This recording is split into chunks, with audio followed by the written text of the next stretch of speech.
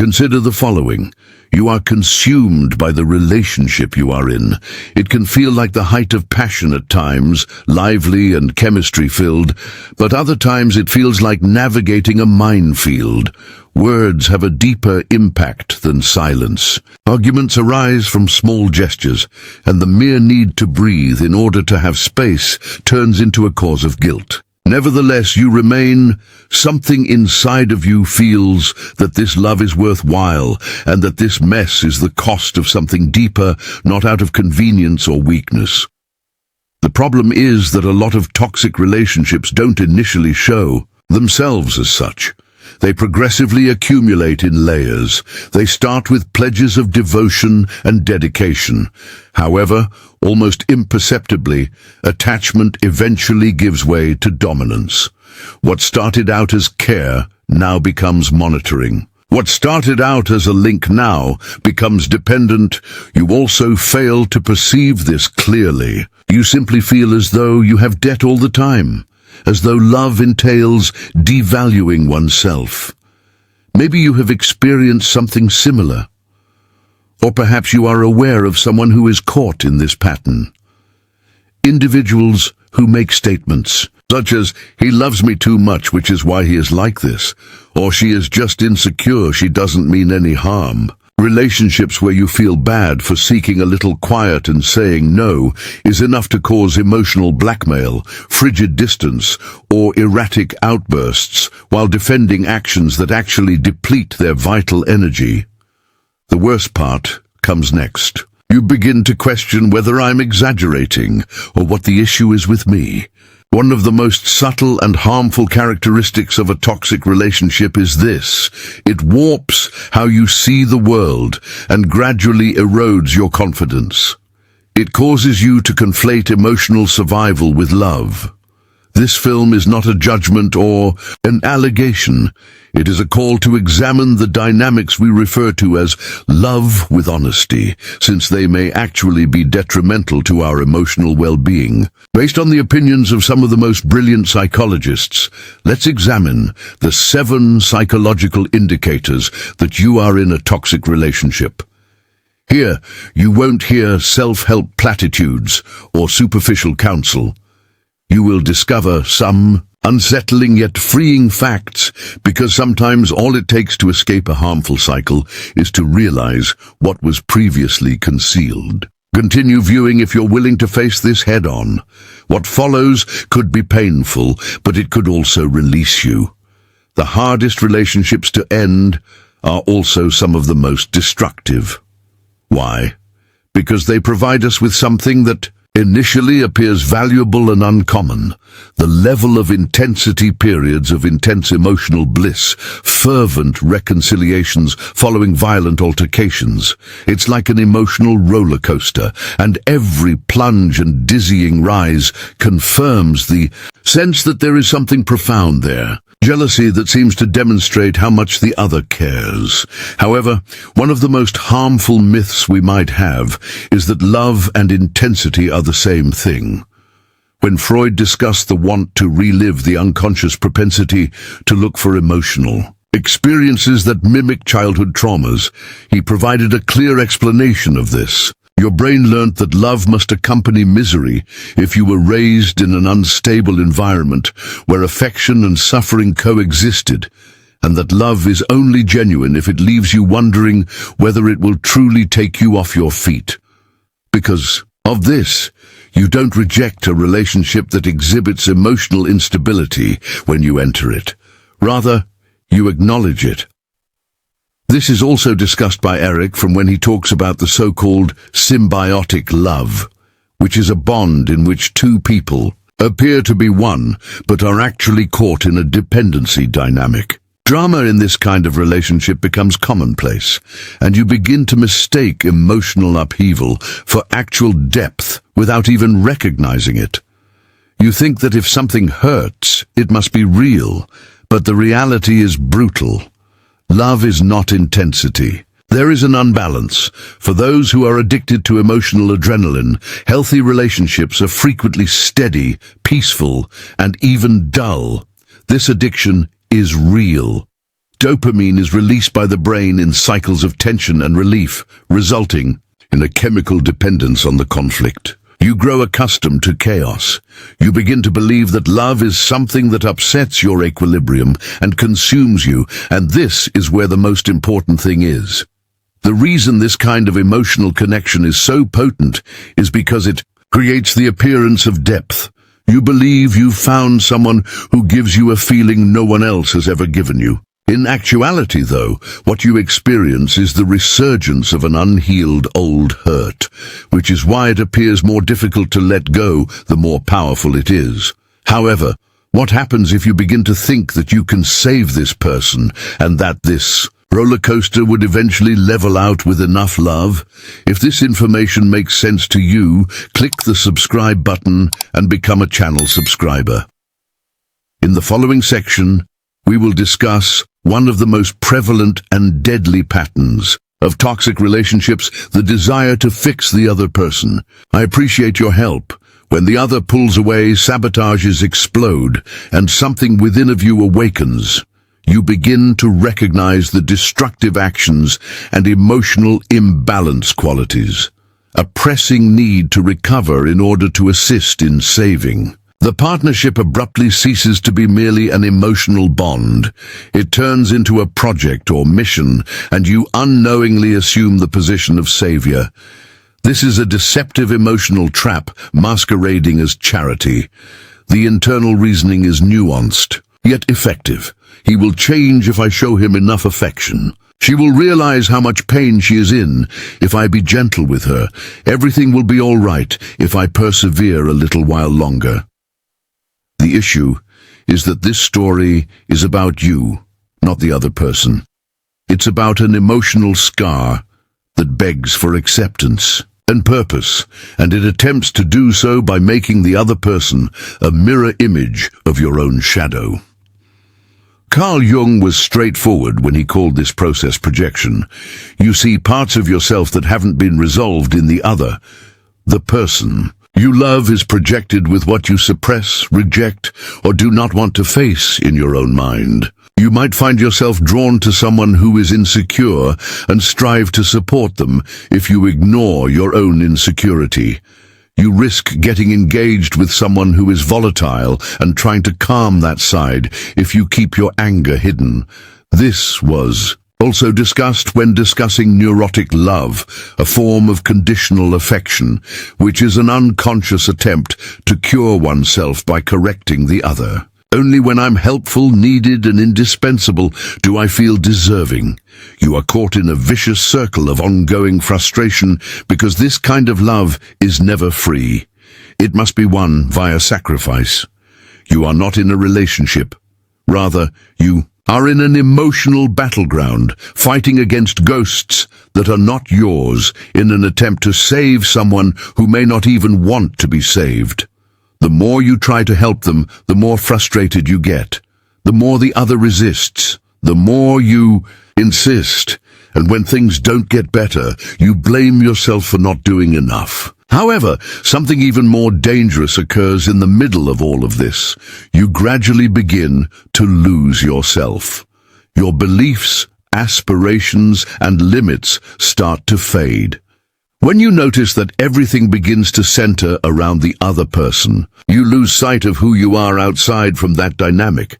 We shall discuss identity loss in the following part. One of the most subtle yet damaging indicators of a poisonous relationship, you can still clearly recall who you were at first, with distinct beliefs, goals, and dreams. However, all of that gradually begins to fade. What you like depends on, what do you want? I don't give a damn. What do you think you no longer even know? This separation from oneself doesn't develop suddenly when you're in a toxic relationship. It's subtle and nearly undetectable until you glance in the mirror and realize that the person you see is someone else. One of the most profound and tragic consequences of these interactions is this: identity deterioration. Erich described the situation where two people stop being unique persons and instead become an indistinguishable emotional unit as symbiotic fusion. In this type of relationship, everything revolves around the other person, and their attitude determines your day. Her crises dictate what you do. You begin to modify your actions to steer clear of confrontations.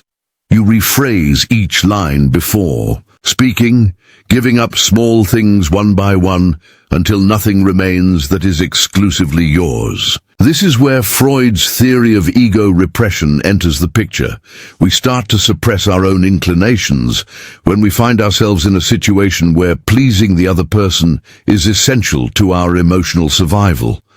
We suppress our rage and disregard our uneasiness. Our desires are suppressed. Over time, we only become what the other person wants or needs us to be.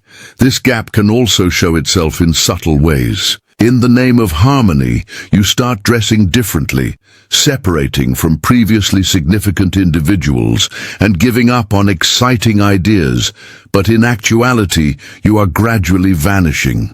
You are paying an excessive price by ceasing to exist. In order to maintain the relationship, the most perilous aspect is that this loss of identity doesn't result in overt suffering.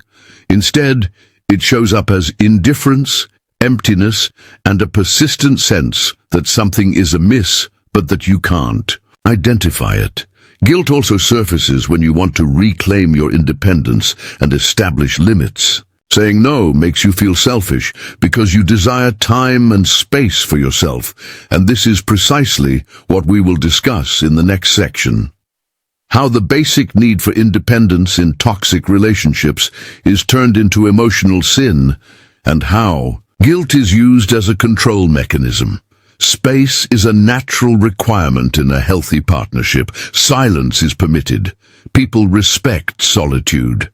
Setting limits is accepted as a necessary component of developing a mature relationship, and is not interpreted as rejection. However, in a poisonous partnership, something that is necessary becomes prohibited. The need for space becomes a charge.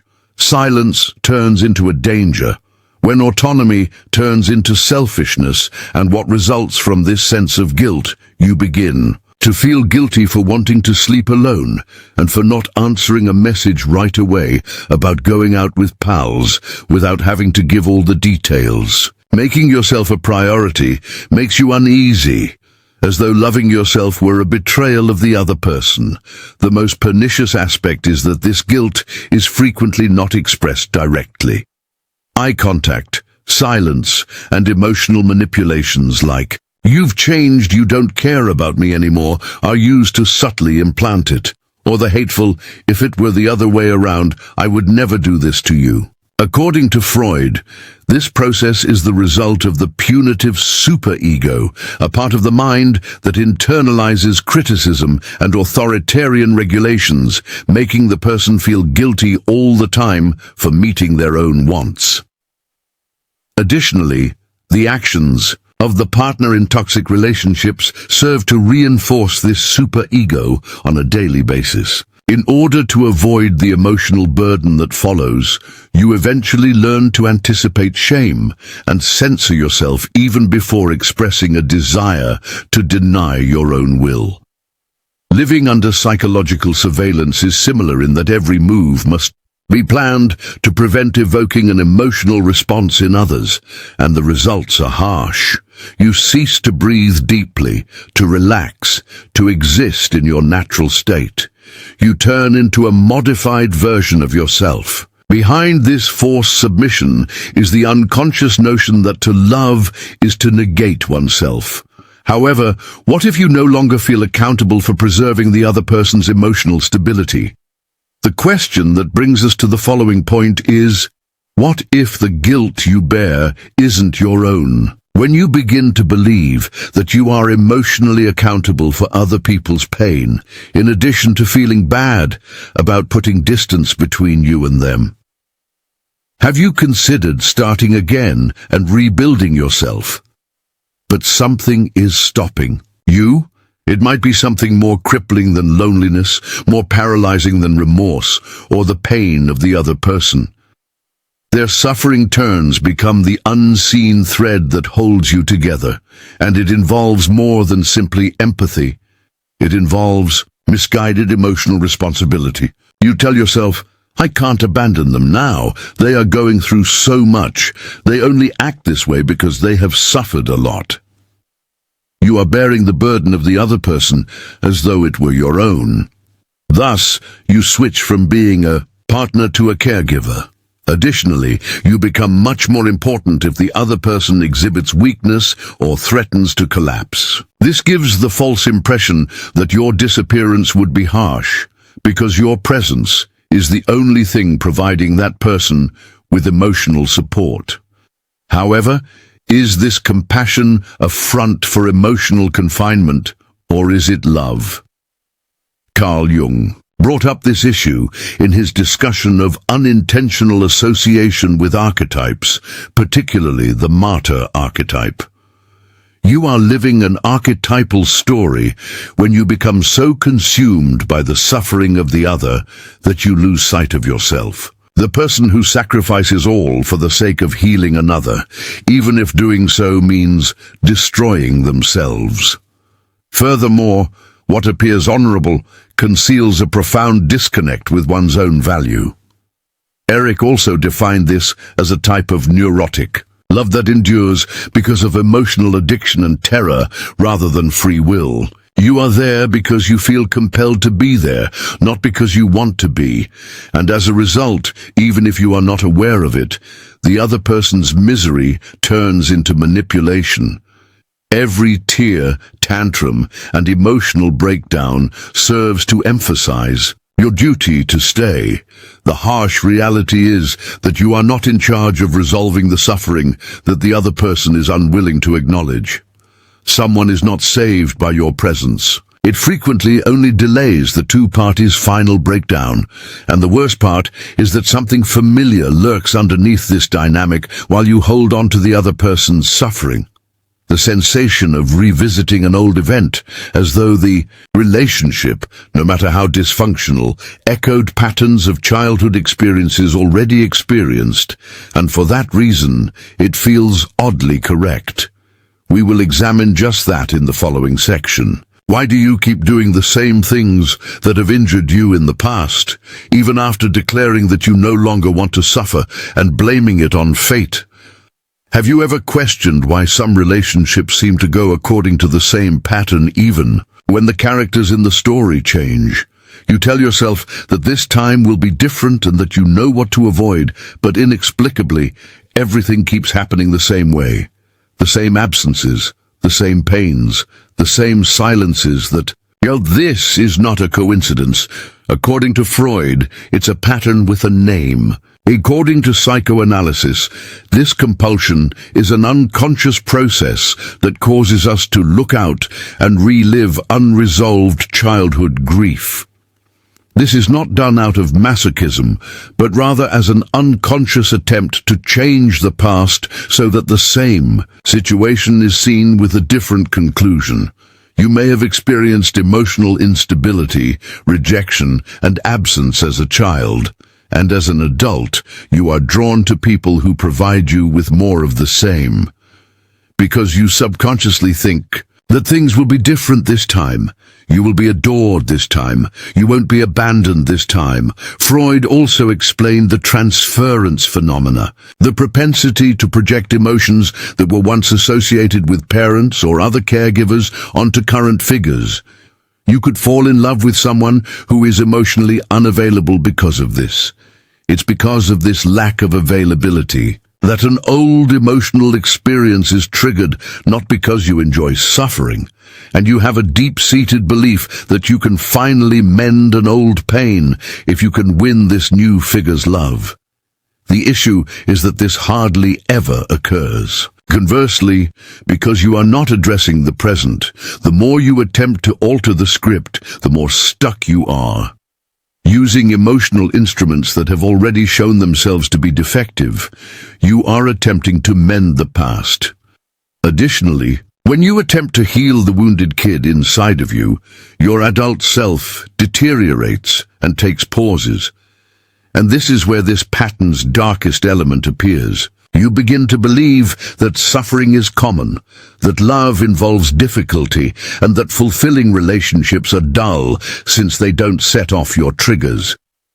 Being toxic becomes into your comfort zone. However, you still hesitate to leave, even after realizing all of this and knowing that you are caught in a destructive cycle. Why? Because the emptiness of not knowing who you would be without it is far more terrifying than experiencing the pain again, and we shall discuss this dread in the last section. Have you ever considered leaving? Have you ever imagined your life without that person?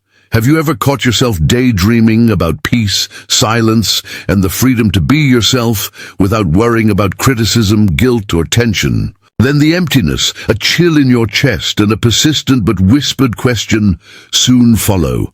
What if, without him, I am nothing? What if I never meet anyone again? What if all I have left is this suffering? This fear is genuine and among the most incapacitating. It frequently has more to do with your intense alienation from yourself than it does with the affection you have for the other person. When discussing the brittle ego and the absence of individuation, Jung mentioned this: when your identity is entwined with the connection, it feels as though you are no longer defined or structured, as though the other person were your sole reflection. Who are you without him? He complements this argument by saying that many people love for escape rather than freedom. Get away from the existential fear of loneliness. Get away from facing oneself, and get away from the quiet that so frequently echoes questions we've avoided our entire lives. This type of love cannot be chosen. It's anesthesia. On some level, you think that the known misery is better than the unknown of starting anew, so you continue in the relationship even though you know it is killing you because the empty seems scarier than the pain. This is not cowardice. It is a reflection of an old wound that you have never learned to feel whole when you are by yourself. It's possible that no one taught you how to be with yourself without giving up, or how to respect your boundaries without feeling bad. Can love yourself without relying on someone else to keep you alive, but the reality is that you can only experience true love when you are no longer required to sacrifice yourself in order to be with someone. Relationships should help you grow as a person, not break you down or destroy you. If that isn't the case, perhaps it's time to stop wondering what's wrong with you and begin wondering why you continue to refer to this as love. You're worthy of better, but before looking for anything else, you must look within.